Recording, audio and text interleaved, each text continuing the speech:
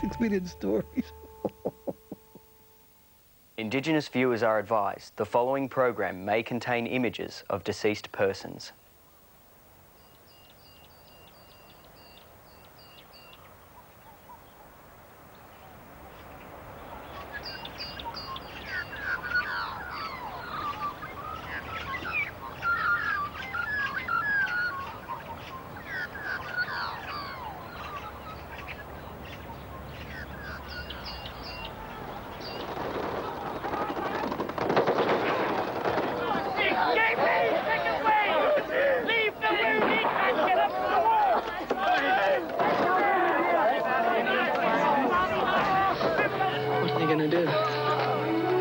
Down the track. How fast can you run? Fast as a leopard.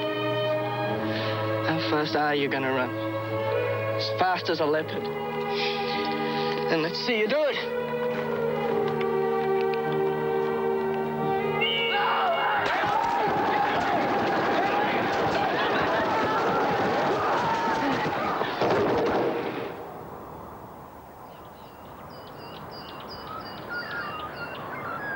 30 years ago, I played the lead in the film Gallipoli. And that film became a classic tale of young men who went to war. My character, Archie, died in a hail of gunfire. Obviously, we were acting, but playing that part triggered a lifetime's interest in the men and women who did go to that First World War. Between 1914 and 1918, more than 330,000 men volunteered to defend Australia and the Empire.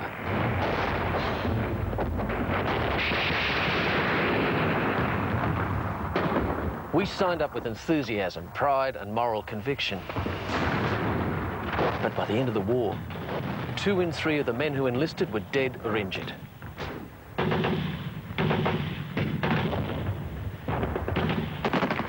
The loss was so colossal it touched more than half the families in Australia, and no community went unscathed. In 4 years, our national identity was forged in blood.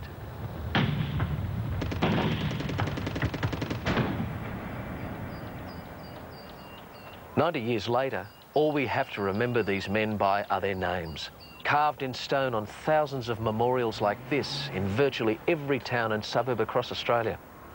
There are so many memorials and so many names that it's easy to stop seeing them. What I want is to look again and, in a sense, bring them back to life, to turn those names set in stone back into real people.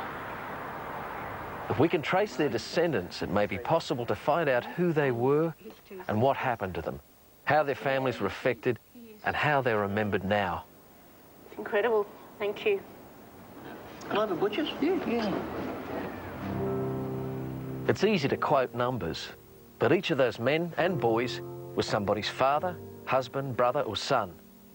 People with families and dreams for their own future. Lives they didn't get the chance to live. Ordinary people who volunteered to do extraordinary things. People who should not be forgotten.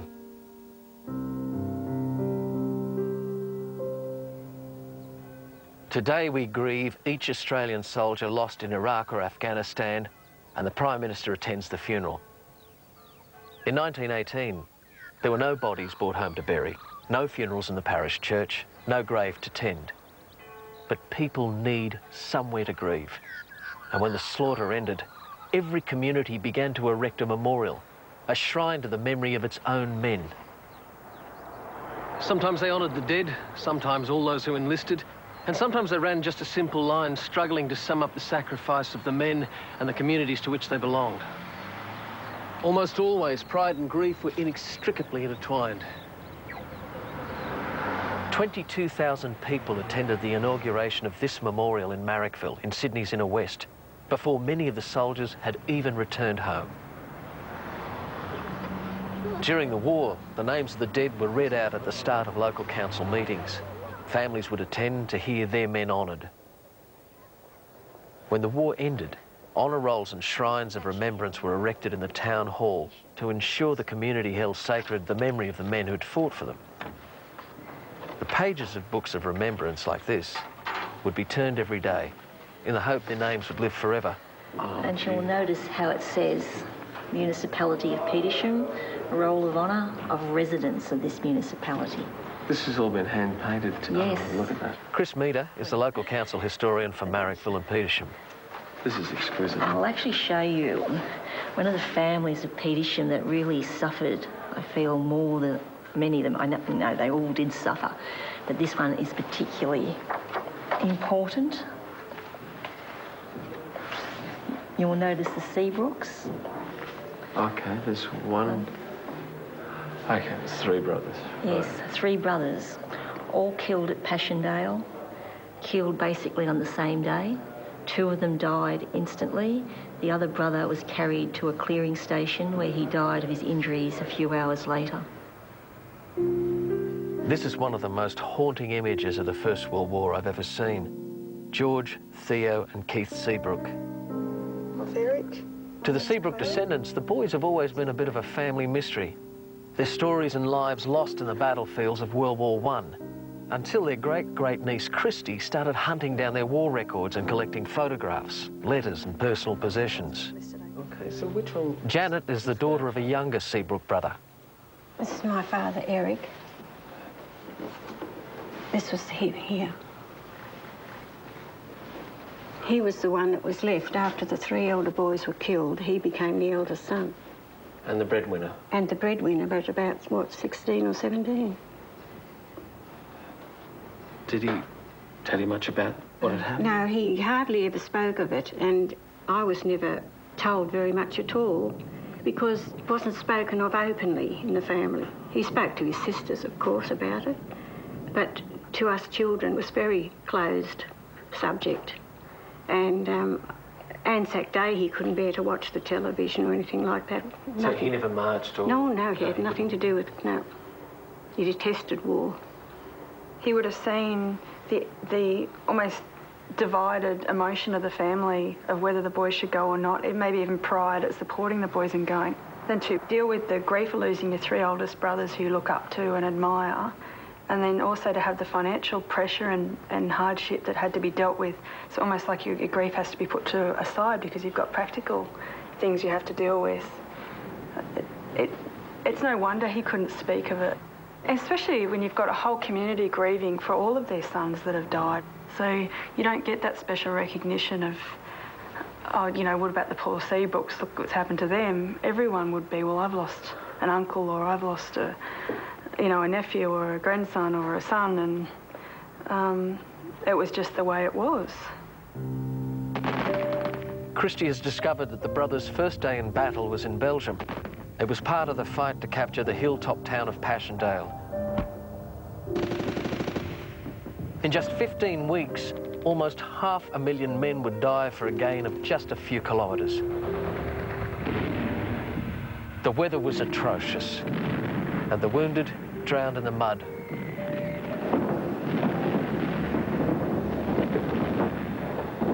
Keith was in charge of his battalion or section, and he was leading the troops out to their designated area to participate in the battle. And he was wounded by a shell on the duckboards on his way out. So he was taken back on stretcher to the clearing station, and the other two boys would have witnessed this. The idea is that the boys basically went out in vengeance, that their brother had been injured. They would have seen the extent of his injuries, which were quite severe, and they possibly placed themselves in risk and out of an emotional vengeance. But the other two bodies were never recovered. The artefacts for one of the boys, Theo, were returned, but for George there was no... There was no trace? Nothing came back. So the only one of the boys that has a known burial is Keith, the one that was taken back to the clearance station, and he died the next day. Mm. This is with Keith's... Yeah, Keith's belongings, yeah. That's Fanny. There's a picture of the boy's mother, Fanny, that was with Keith when he died, so that's a shrapnel hole. Oh. So this came back with his belongings. Yeah. And Fanny got all this. Yes, she'd relive it all again, wouldn't she? Oh, that's his grave. So that was the original grave. in Belgium. They had to write a lot of letters to get that photograph. Probably the most important aspect of it for me personally as a younger member of the family is that all of these family artefacts we've got have flesh and bones, they have meaning. They're not just 3 boys that died in the family 90 years ago, that these men had a real story behind them, and all these belongings are just so important in our family. So when the news finally comes back to the family, can you tell me what sort of effect it began to have? Grandmother apparently was the stronger of the two. Grandfather had a nervous breakdown and he couldn't accept it at all and was crying out for his boys. They couldn't manage because there was the 3 older boys that were bringing in income were gone, and now he wasn't bringing in income, and it had a dramatic effect in every way on the family.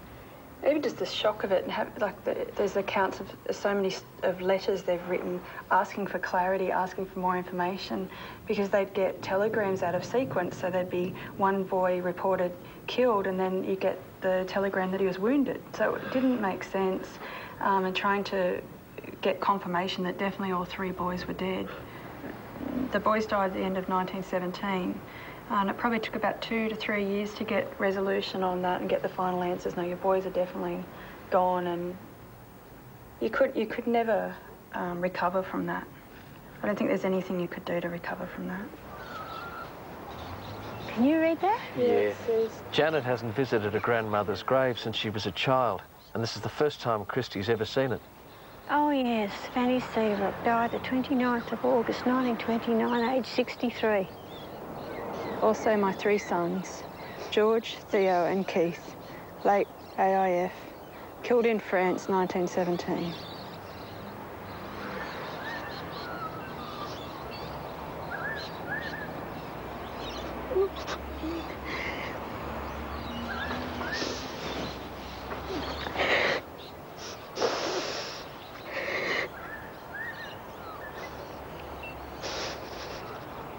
It's been a revelation to me in a lot of ways to know exactly what happened to them all. I always wondered about the 3 boys. In comparison to my father and my Uncle Clary, were they like them? Were they different personalities? You can't help but think of all those things. It was just the 3 boys and that was that, you know. But now I know a lot more about it, which is good. 90 years later, it's hard to understand why Australians rushed to the other side of the world to be part of such an awful war in Europe. So why on earth did we go? And in such huge numbers?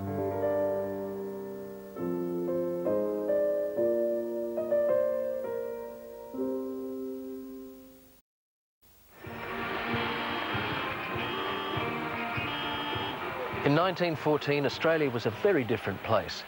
Britain was the mother country, and defending the empire was defending Australia. Even the name of our volunteer army expressed our dual identity, the AIF, Australian Imperial Force. We were a young nation, and this war was our opportunity to prove ourselves on the world stage. Add to this our moral outrage at Germany's invasion of Belgium and France.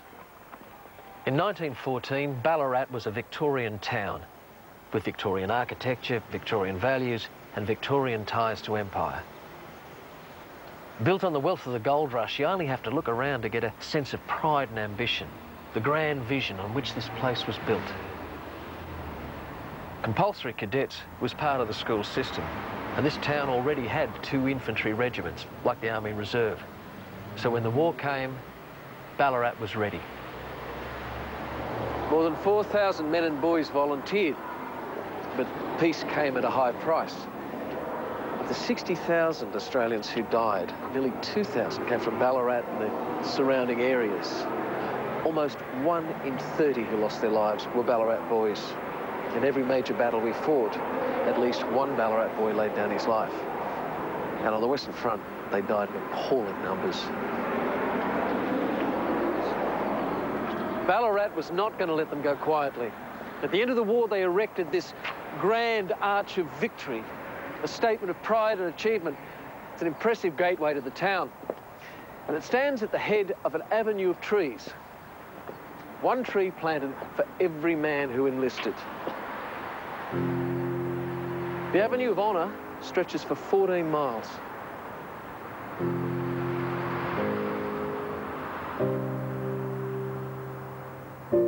The names on these plaques show our heritage as a nation of immigrants. Many of the names are Chinese. Their grandfathers came to find their fortune on the goldfields, but when the need to defend the empire came, Australia had been home for 60 years. Take this name, Lep. There's 6 of them. 3 brothers and 3 cousins. They all enlisted with their mates, second-generation Chinese Australians. In April 1915, Victor was the only one of the Lep boys tall enough to enlist. His first taste of the action was at Gallipoli. He sent these postcards home in July 1915. We're getting hundreds of wounded men in every day. It is awful to see the way some are crippled. But the Australians have made a good name for themselves. And those who are wounded are as joyful and as happy as could be. I'm anxiously awaiting my turn to have a go at the Germans. Wishing to be remembered to all, Brother Vic. Australian troops got their first crack at the Germans in July 1916. The British and French had already lost more than 250,000 men and were struggling to block the German advance on Paris. More men were desperately needed. Height was no longer an issue, and the rest of the Lep boys were in. Into the dungeon. Oh, look at this. I've managed to trace Victor Lep's great-granddaughter, Andrea. Before I contacted her, she knew very little about her great-grandfather. I've brought her to the archives of the local newspaper, the Ballarat Courier. Oh, my goodness. I'll give you a hand. Amanda Taylor, a military historian, has researched every Ballarat soldier and has discovered Victor's obituary. And we'll take that upstairs to have a look at. Oh, wow. There he is. Oh, goodness. Yeah, 1917, by the time news actually came through to confirm that Victor had been killed. And the quality of the photographs was so good, they're so real. They are. From your great-grandmother. It says, in sad and loving memory of my dear husband and daddy, Private Victor Lep, who was killed in action in France on the 26th of April 1916. His king and country called him. The call was not in vain. On Australia's roll of honour, you'll find our loved one's name. His sorrowing widow and child, Francis and little Vic. Oh, goodness. Makes it incredibly real, and you feel her pain and what it must have been like looking at her son and knowing that he'd never, ever meet his father. It's incredible. The Australians' first experience was at Fromelles. Now, Mark, you would have done quite a bit of reading about this. It was an extraordinary... Yeah, the worst day in Australian history. It was Australia's first experience on the Western Front. In a 24-hour period, 5,533 casualties. By the 4th of August, the Australians are well entrenched at Pozieres fighting, and Victor has his first stint with the 21st Battalion. It was only 3 days, but they were doing fatigue work, carrying essentials to the front line. So you've got them with sandbags and bombs and ammunition and water, but then they would bring the wounded back to aid posts. And believe me, high explosive shells do a lot of damage. And we're looking at horrendous injuries you just couldn't imagine. And Clary, Victor's brother, was in the area at the same time doing similar things. They were under constant shell fire, and they were watching men being blown up and blown to pieces all around them.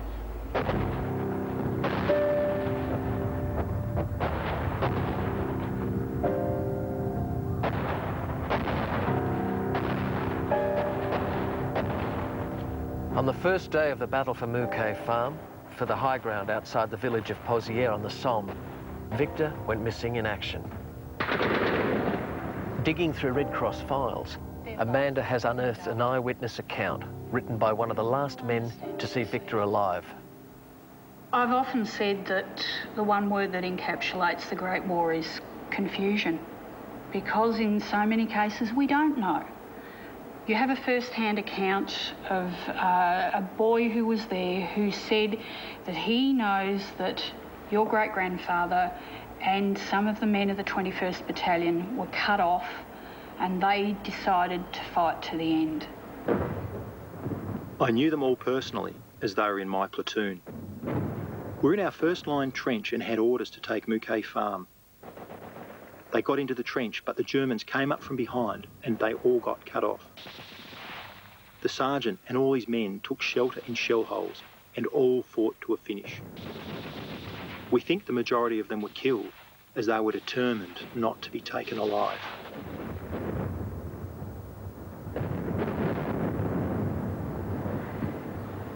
Incredible.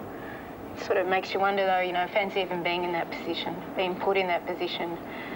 And until that happens, you wouldn't know. No. You wouldn't know.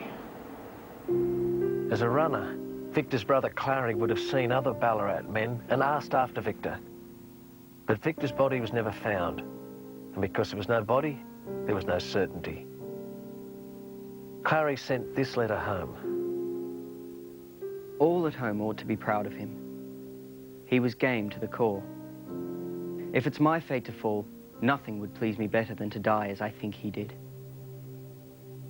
Poor Vic may only be wounded and cannot write. There is still a chance of it that he may be alive.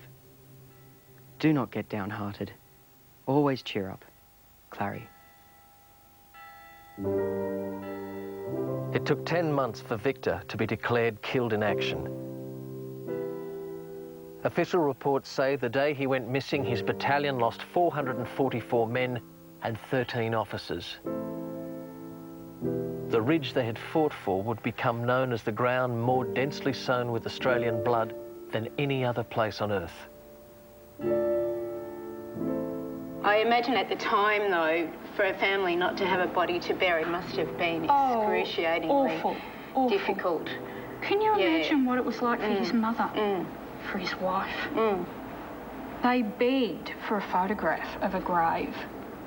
Anything. Anything to be able to say, that's Victor.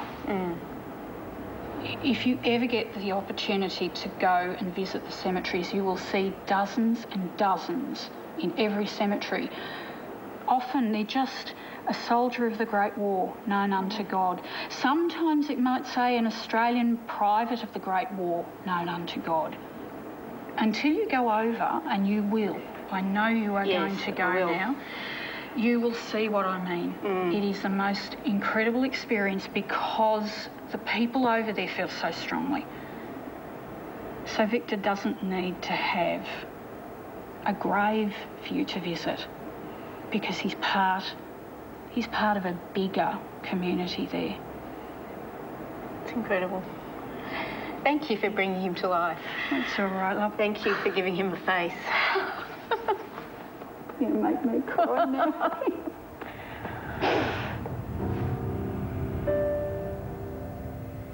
Pozières remained engraved on the survivors' memory.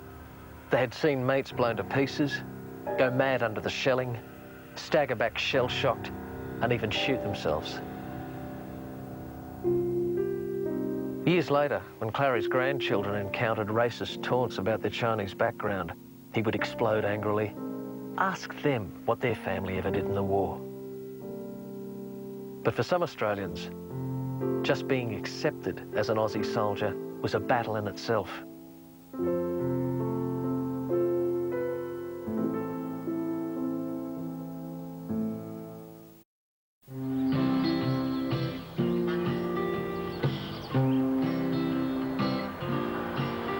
At the start of the First World War, the Australian government committed to fight to the last man and the last shilling. But not everyone who wanted to sign up was accepted. Many would-be volunteers were rejected, most for medical reasons, others for their race. And Indigenous Australians faced all sorts of obstacles. Run, Dylan! Run! In 1914, Cherbourg in southeast Queensland was an Aboriginal mission, which meant it was under control of church and state. The choice to do anything, let alone join the army, wasn't your own. I've come here to meet Gary Oakley, president of the Aboriginal and Torres Strait Islander Veterans Association. Indigenous young men. He reckons between 500 and 800 Indigenous diggers signed up for World War I. But it's difficult to pick them on memorials because they don't have Aboriginal names. To get in, you were supposed to have at least one parent of British or European descent, and invariably they took their father's name. But what you've got here at Cherbourg is, in a sense, quite a rare thing.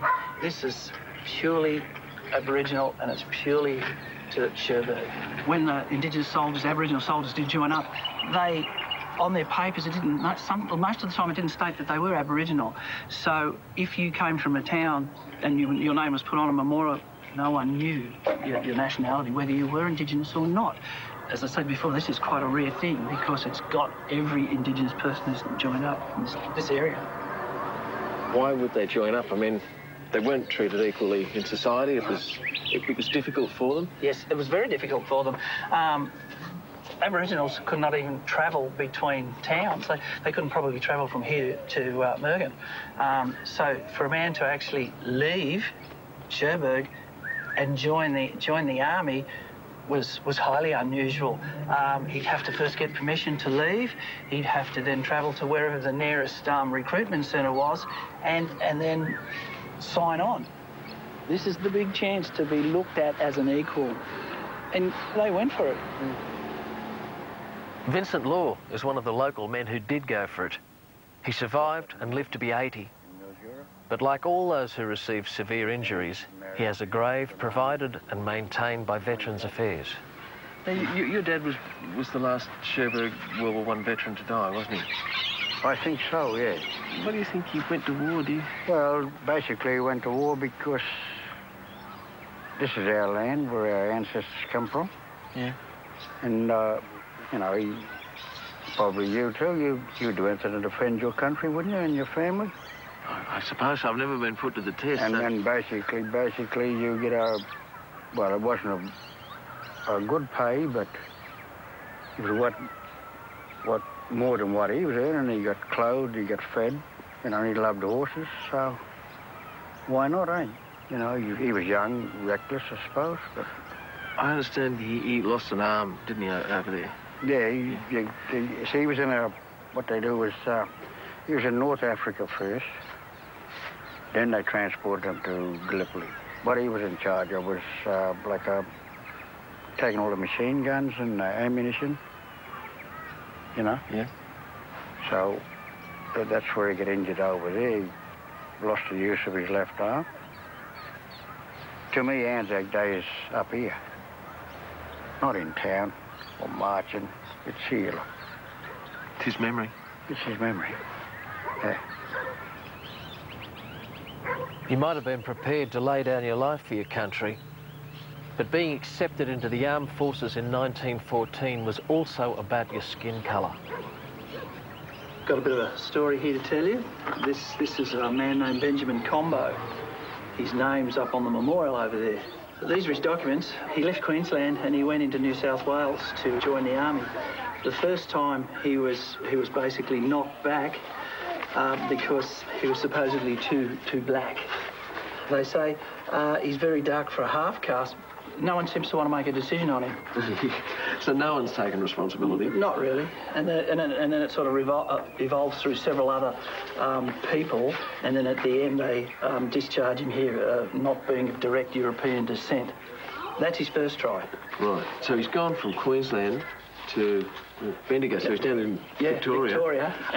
And then they say, no, you can't join. So he moves on then to Albury, and in the end he gets to join at Albury. So he's unbelievably keen to do his bit. Oh, very keen. He's a very keen man. They're going to block him at every level. Yep.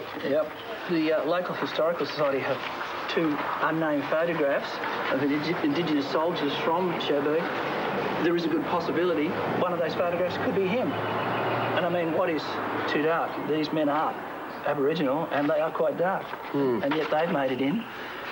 unbelievably proud. They are. So he finally got in. He made it. He got into the army, and then he died on the way on the troop ship from disease. And he never made it to France or Belgium. I mean, they had other men who tried to enlist from Cherbourg. There was at least 16 who tried to enlist here, and they again were knocked back by the army and basically put on a train and sent back to Cherbourg, where they were arrested at the railway station and brought back into the mission area. So essentially they were treated like criminals? Yeah, yeah. You go off to serve your country, and that's how your country serves you.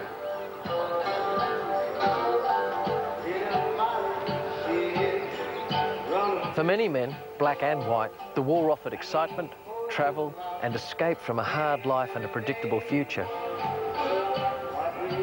In many small communities, like this town of Umundi in southeast Queensland, it was difficult to leave your job. Country towns depended on each pair of hands, but recruitment marches swept across the land and attracted waves of enthusiastic volunteers in their wake. In 1915, a train known as the March to Freedom passed through Umundi on its way from Rockhampton to Brisbane. It was reported that 2,000 men had already enlisted by the time it got here. Back then, Umundi had a population of 500, dependent on farming, timber, a few shops, 3 churches, a couple of pubs, bank, school, and the railway.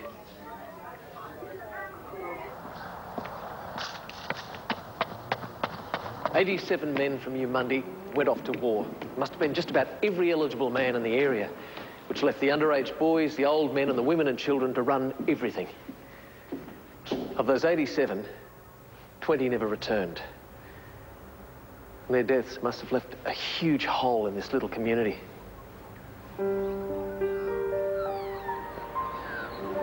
The town planted a tree to the memory of each man who died. And looking into their stories, you realise not everyone did die in a blaze of gunfire. An awful lot of casualties were extraordinarily mundane. They died of flu, bad teeth, gangrene brought on by foot rot, and accidents that should never have happened. Some 6,000 men died from illness and disease, just like Jimmy Rubenak. Thomas James Rubenak. He survived the war, but he died on the way home. His medical records say it was pulmonary tuberculosis, and his family thinks he was gassed. Well, the mustard gas would have wrecked his lungs, but either way, he died at sea, a week out from Perth, and never made it home.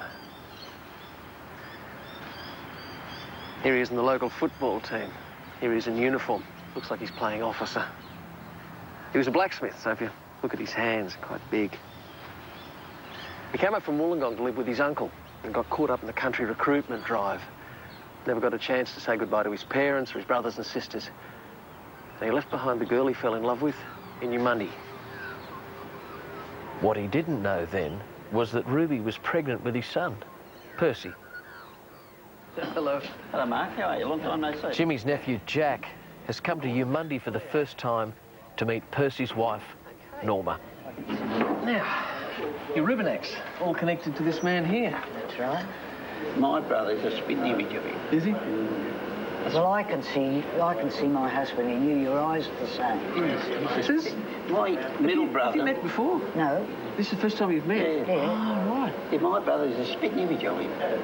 But Ruby, they didn't want her to marry. She was pretty young, wasn't Well, she was too young. She was only 16. Her father wouldn't let her.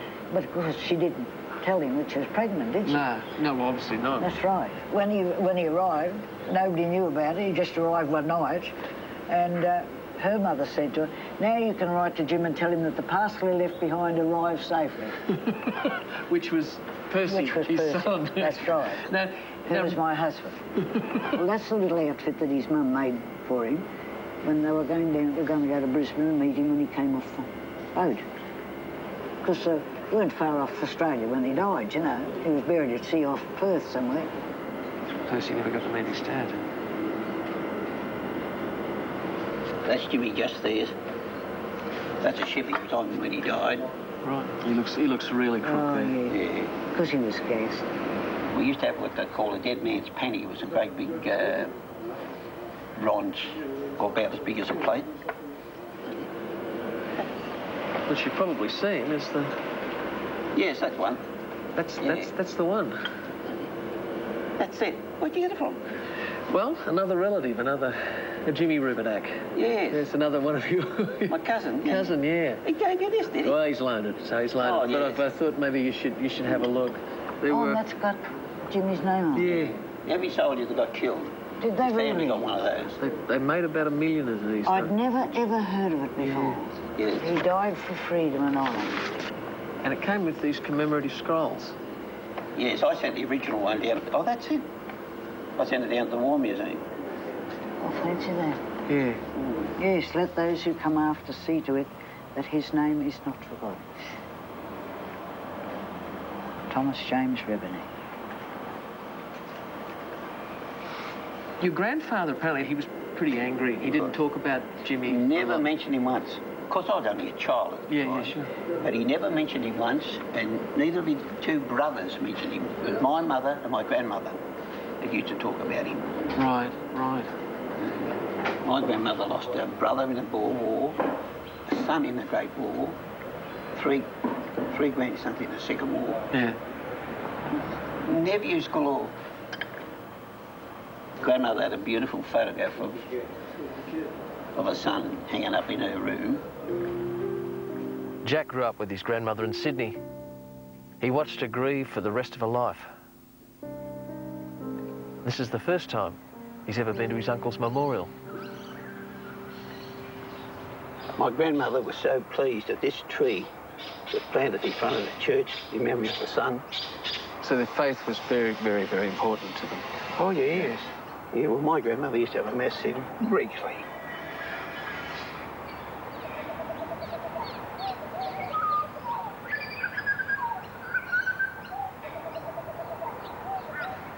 What a waste. What a waste. It was important for families like the Rubenaks that their men were remembered and their sacrifice was recognised, not just by their families, but by the communities. But when the memorials went up, some names were not included.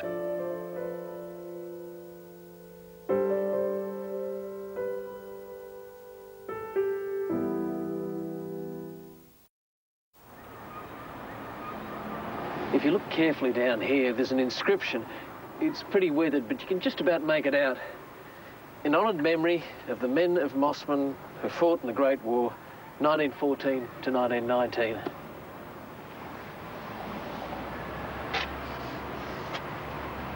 It's a fairly typical suburban memorial which commemorates the men of its community. But there's one man whose name isn't here, Joseph Crew. He was an army man and he moved around, but his family and his wife's family came from here. He was married in the local Catholic church, brought his children back to be baptised. He trained and worked down at the Mossman Barracks, but his name isn't here. Oh, there's something in here, Mark, that... Joseph Crew may have been forgotten by his community, but not by his family. His granddaughter Betty treasures the memories of a grandfather she never met. Here we are. Sit down. It's a postcard from Joe to his wife. Dearest, just arrived from Dublin. I've posted you a German helmet, a real one, and the various parts and fittings are inside, so look out that you don't lose any parts amongst the bits of paper. Love, Joe. And what she received in the post was that's the real German helmet. So it's gorgeous, isn't it?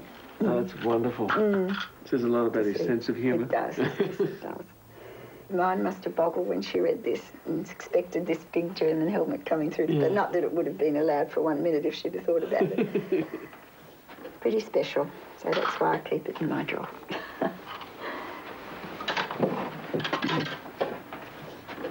Funny place to keep them, but here we are. So we'll be able to take them outside and have a look at them. Hi, Ken. Hey, how you going? Good to see you. How are you? Betty's cousin Ken also takes great interest in Joseph's story and is puzzled why his name's not on the local memorial. You learn all the time, don't you? All this stuff comes up and you get another idea of them, you know. You start off with just a picture. Yeah, I'd love to have known him. I'd love to have known him. This is a wedding Joseph's, photograph of yeah. Joseph and Nora. He was only 20 and she was 21. He's a that sergeant, isn't it? Very, very upstanding here with his gaiters, isn't he? He was, what, first regular army to have signed up? He was the first regular army man to join up to go overseas. And Nora wasn't happy about it, obviously, with a family of four. And he said, well, the fireman fights fires and the soldier goes to war. And he said, won't be long and I'll be back and I'll have a promotion. And he thought everything would be just fine. But of course it doesn't happen like that, does it? These are the drawings he sent to the children. Yes, yes, isn't that wonderful? To my pretty little girl, Winnie. Here is poor Daddy making pictures for his children. Look at the cocky with the pipe and the hat. You be good and I will bring you something lovely. Love from Daddy. Oh. I remember Auntie Wynne saying that he said goodbye to them and he said, I'm going to go in the morning early and I don't want to be up, I just want to go. But anyway, she said that she waited and she followed him up and he didn't see it. She followed him up around the corner and she watched him go. Oh, yeah, dear. That was Auntie Wynne's story, yeah. Nora had problems accepting his death. She did very much. That's right. She wouldn't believe that he was gone, really, after even all the, information. She tried to keep him alive in her heart, I think. Whenever a new ship arrived carrying returned soldiers, Nora would make the long trek across the city to the asylum, hoping Joe might be among the shell-shocked. She just wanted to make sure in her own mind that he wasn't back again. She thought by some miracle he could be there. He lost his memory, but she just tried every angle. And she sort of wouldn't give up. Yeah, so she was a sad lady, I know, because he didn't come back. But there is a story about his parents, about Joseph's parents, and the difficulties they had. They did, yes, they did. Talk about that a little bit? Well, I don't know a great deal. I just sort of know that there was a stage where Joseph Senior moved down to the backyard and had a little shed down there and used to live down there. But he was distressed, obviously terribly distressed over the loss of Joe. And then just 12 months after he was killed, he put his son's suit on, one of his son's suits, and went to a nearby vacant allotment and killed himself with a gun, shot himself. So he was very disturbed, wasn't he? Was that the right story? That next to the police station? Yeah. So his wife refused to accept he'd died. His father shot himself. The family grief was intense. Given the onus was on each family to put their men's names forward, this has to be why Joseph Crewe is not on his local memorial. There must be hundreds of other men who've been left off too. The Australian War Memorial here in Canberra is the one place where everyone is remembered, because here the names of the dead are supplied by the military, by the units in which they served. These bronze panels, the honour roll, hold the names of 102,000 men and women who died with the armed services. Australia is one of the few nations on earth which lists its war dead so completely. The names of those who died in current conflicts are added each Remembrance Day. Joseph Crewe is here. Yes, that's Mark. Yeah. Hello. You've beaten us to it. Yeah. Good, mate.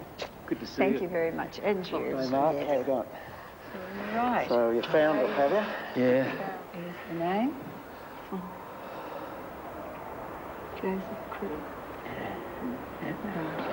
But it is a tragic story, isn't it? You know, It is. Not only Joe Crew's, but every one of these has got a story too, hasn't it? Talking to historians here, I've discovered that Joseph Crew was one of the few Australians supporting British troops on the Western Front as early as 1915. The bulk of our troops didn't arrive till a year later. Joe spent 2 years in the front line and was, just as he'd hoped, promoted to captain.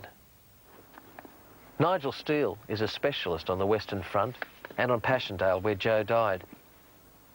We asked him to research the detail of Joe's story and the circumstances of his death for us. He picked up the job, a position, of being adjutant of the 2nd Field Artillery Brigade in November 1916. So he carried that through for almost 12 months. And if you're adjutant of a brigade of infantry, you may well be some distance from the line, but with the artillery, you're in the firing line, you're up in the thick of it, and it's part of the action. And his job would have taken him up and down to the battery lines. He would have gone through the horse lines, he would have gone back again. It would have been a very intensive job because it was down to him to make sure that everything kept working. There were always enough shells, there were always enough men, the wounded were taken away. He was the one who kept the whole machine of the brigade running. Now, this is quite an interesting map in its own right. It's a secret map, so it shows all the British trenches as well. You can see where this trench is called Jabba Trench, and this one's called Jabba Drive. Just where this little V sticks out, all of these little dots were German dugouts. And so it's in the crook of this triangle that the dugout was where Joseph was serving when he was killed.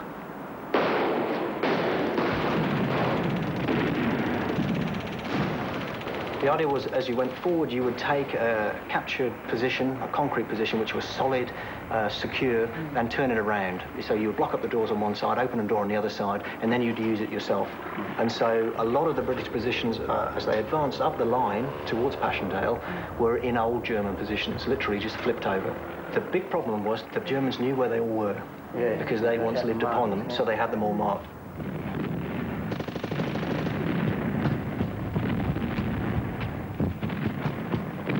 These are the war diaries for the 2nd Australian Field Artillery Brigade. This is his signature, as you can see, which obviously you will recognise. Now, he signs this, you see, as the adjutant of the Field Artillery Brigade. I see. You can see the daily entries on the weekly returns. And here is one which shows the week after he's been killed, which actually records the incident. So the technical term that they use, which always looks a bit harsh, really, is that he's struck off the strength. Yes, I've seen inevitable. It makes you wonder, doesn't it? And he is now buried next to this officer underneath it. So their graves are side by side in the Hut Cemetery. So that's, And one of the things they also note is that another of the ambulance men, who was one of the gunners, who used to be a stretcher bearer, was killed at the same time, going in to try and pull out casualties. So it was obviously a big incident, and it's one which stuck in the mind of the members of the battery. That's right. To think that they went out and brought the injured man in. Whereas he may have been better left on the field, mightn't he? But it's a difficult thing to do, I think. It's a big decision to make, isn't it? It is, yes, that's right. You go for shelter every time, I think. Of course,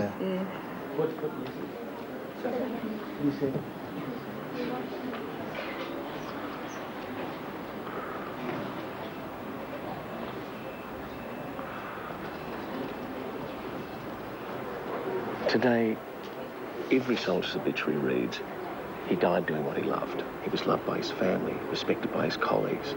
Joseph Crew was all that.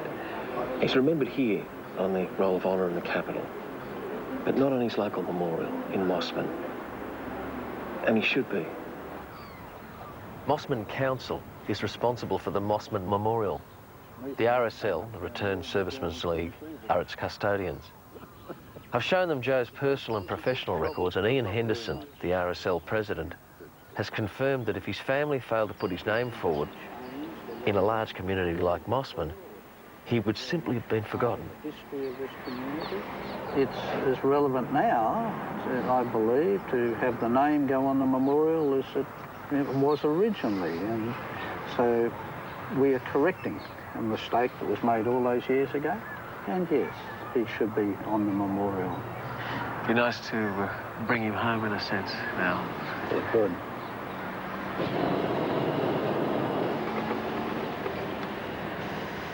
In 90 years, only 4 names have been added to this memorial. Now Joseph Crew will be the 5th. We'll never know how many others have been forgotten. Today we gather to remember Captain Joseph Edward Crew, who died in action in World War I. The community, the parish, indeed the Returned Services League, has not forgotten and has entered his name on this war memorial. So we remember him today and pray for him today. Facing towards the front, right? Towards the front.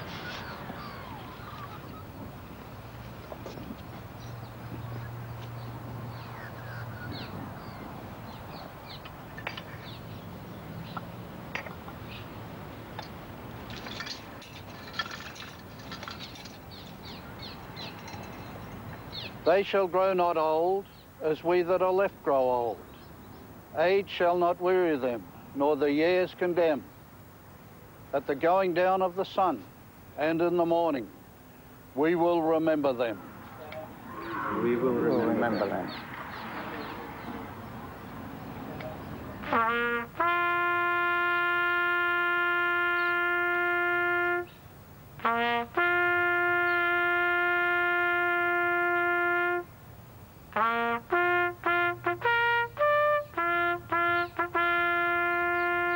Getting to know just a few of the people behind the names on our memorials, I've been struck by how much our history is the story of ordinary men and women.